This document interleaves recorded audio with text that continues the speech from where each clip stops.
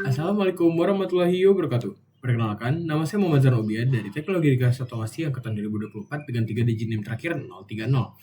Baik, jadi bertemu lagi bersama saya. Di sini saya akan menjelaskan mengenai kontrol PID motor DC platform Mio. Oke, pada presentasi ini saya akan menjelaskan hasil praktikum mata kuliah DSK saya dengan topik kontrol PID motor DC menggunakan platform I/O.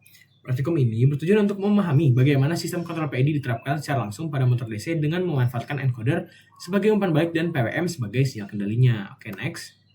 Nah, sebelum masuk ke sistem kontrolnya, kita perlu sebelumnya kita perlu memahami terlebih dahulu apa sih itu editor pemrograman. Jadi, editor pemrograman itu adalah perangkat lunak yang digunakan untuk menulis, mengedit, dan mengelola kode program. Selain untuk menulis kode, editor juga membantu proses debugging, manajemen project, serta integrasi dengan compiler dan library yang dibutuhkan dalam pemrograman sistem kontrol. Nah, ini bisa kita lihat juga kan di sini editor pemrograman adalah perangkat lunak untuk menulis, mengedit, dan mengelola kode program. Fungsi utamanya ada 4 seperti yang saya sebutkan tadi, yaitu menulis dan mengedit kode, debugging, dan manajemen project, serta integrasi compiler dan library. Next, VS Code atau Visual Studio Code. Jadi untuk VS Code sendiri, kami para praktikan juga telah menggunakannya semenjak semester 1 di mata kuliah algoritma pemrograman. Jadi dalam praktikum ini, editor yang digunakan adalah VS Code juga atau Visual Code.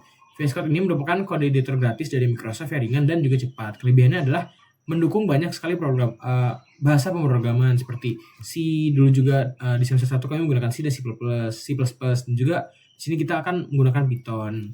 Juga juga memiliki ekstensi yang sangat lengkap. VS Code juga terintegrasi dengan Git dan terminal sehingga sangat cocok digunakan untuk pengembangan sistem embedded seperti Arduino dan ESP32. Ini bisa kita lihat juga kelebihannya serta penggunaan umumnya. Nah, penggunaan umumnya juga bisa di data science dan AI. Next, Python. Nah, seperti yang saya sebutkan tadi, Python adalah bahasa pemrograman tingkat tinggi, mudah dipahami dan populer. Jadi, selain penggunaan bahasa C atau C++ untuk pemrograman microcontroller, Python juga digunakan dalam praktikum kali ini. Python adalah bahasa pemrograman tingkat tinggi yang mudah dipahami dan bersifat open source nih. Dengan sintaks yang sederhana dan dukungan multiplatform, Python banyak digunakan untuk otomasi, pengolahan data, hingga sistem kontrol dan visualisasi data.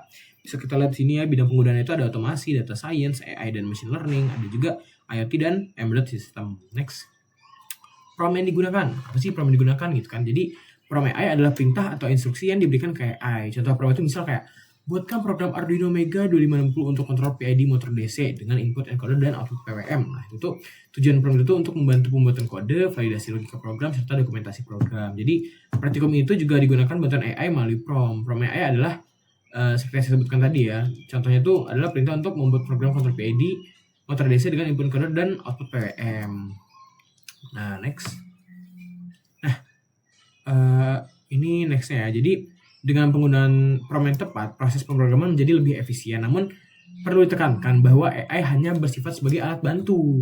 Pemahaman konsep dasar sistem kontrol dan logika program tetap menjadi hal utama agar program yang dihasilkan dapat berjalan dengan benar. Jadi nggak bisa hanya asal kayak buka AI lalu hanya asal PROM tanpa mengetahui dasarnya dulu. Karena percuma jika memang programnya sudah benar dan lain-lainnya, namun kita tidak mengetahui dasarnya, itu bakal menjadi sangat percuma. Nah, ini misal promnya, buatkan kontrol PID Arduino Mega 2560 pin 5 CW, pin 5 CW, pin 6 CCW, encoder pin 2 dan pin 3, PID anti-WNA up, pin 25 dan 255, ada opsi kontrol kecepatan. Jadi kita untuk ngeprom sendiri pun juga harus lengkap seperti apapun yang kita minta. Nanti juga ada.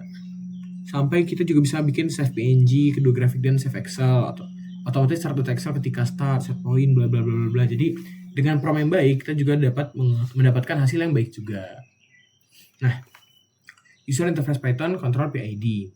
Nah, pada saat ini ditampilkan user interface berbasis Python yang digunakan untuk control PID. Interface ini berfungsi sebagai media pemantauan dan pengaturan parameter PID secara real time. Dengan tampilan ini tuh, pengguna dapat melihat respons sistem tanpa harus langsung mengubah kode pada microcontrollernya. Ini saja. Nah, grafik PID. Grafik PID ini menunjukkan respon sistem terhadap pengendalian PID. Dari grafik ini dapat diamati bahwa gimana sih sistem bereaksi terhadap set point. Jadi juga bisa kita lihat termasuk respon transient, kestabilan, dan error ready steady state.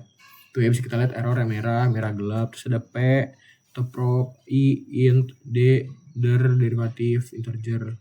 Nah, sedangkan putihnya itu PID sum-nya. Itu bisa kita lihat ya.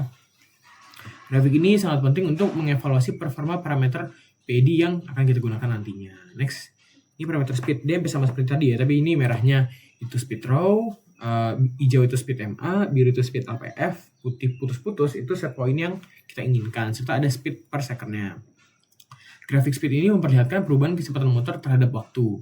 Dari grafik ini kita bisa lihat nih, apakah kecepatan motor sudah stabil, mengalami overshoot, atau masih berfluktuasikah gitu. Terus juga grafik ini digunakan untuk menilai keberhasilan kontrol PID dalam menjaga kecepatan motor. Next, grafik posisi 1000 PID. Nah ini bisa kita lihat ya errornya, juga P-nya gimana, I-nya gimana, D-nya gimana, PID sum juga gimana. Nah, grafik posisi 1000 PID ini menunjukkan respon posisi motor terhadap set point tertentu dengan kontrol PID. Grafik ini digunakan untuk melihat kemampuan sistem dalam mencapai dan mempertahankan posisi yang diinginkan secara akurat. Itu bisa kita lihat ya bahwa ada error yang parah ya, ada yang lumayan parah ya di situ ya. Oke, maksudnya. Sekarang kalau ini adalah grafik posisi speed 1000 speed gitu. Sini kita nggak bisa lihat yang speed MA, speed raw sama speed LPF, seperti kita bisa disilat set point yang diinginkan sama speed per second-nya.